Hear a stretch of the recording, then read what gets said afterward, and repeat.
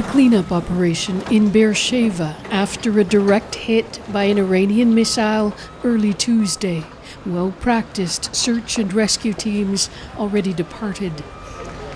Many Israelis will have heard about this strike before news of an overnight ceasefire announced by U.S. President Donald Trump, one that didn't start early enough to spare 4 lives lost here. This is a residential building. It was struck about an hour and 15 minutes before that ceasefire was due to come into effect. Trump blamed both Iran and Israel for increasing attacks against each other ahead of the truce. But I'm really unhappy if Israel's going out this morning because of one rocket that didn't land, that was shot, perhaps by mistake, that didn't land. I'm not happy about that. The precise details of the phased ceasefire remain clouded, and Israelis have mixed feelings about whether it will hold. I think it's not old. No. Why not? Because in Israel, every day is war. Every day. In Tehran, reeling from a barrage of overnight Israeli attacks, some people also expressed doubts over whether a ceasefire will hold. But others held out hope and regret for the lives lost over the past 12 days. This ceasefire should have happened much earlier, says this man, because it's the people who are paying the price, whether it's our people or theirs. As it played out, This former British ambassador to Iran expects the country's ruling clerics to hold to a ceasefire for their own sake. They, at this point, are licking their wounds. The ceasefire is something they will welcome because it allows them to regroup, to take stock.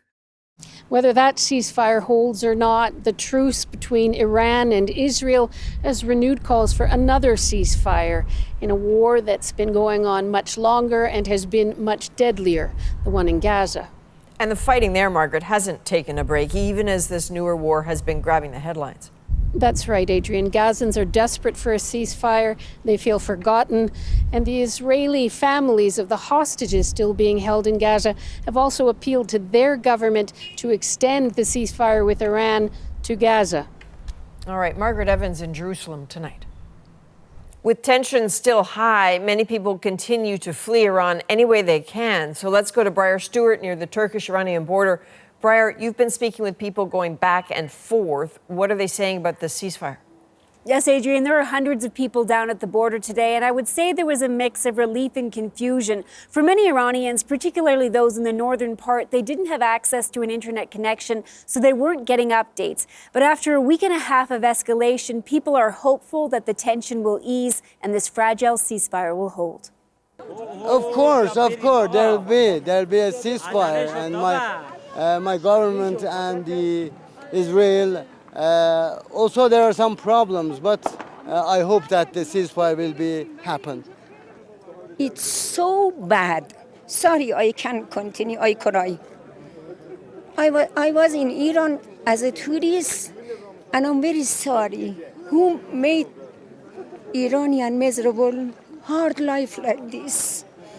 Sorry, I can't continue. Thank you very much. And Briar, what are people telling you about the effect they think this has had on Iranian society?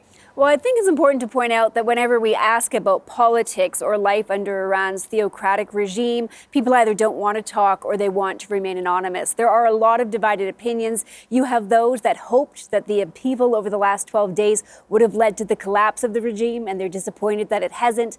Others think that this might actually have emboldened the leadership because people are angry at the U.S. and Israel and are tilting inwards. All right, Briar, thank you. That's Briar Stewart in Turkey tonight.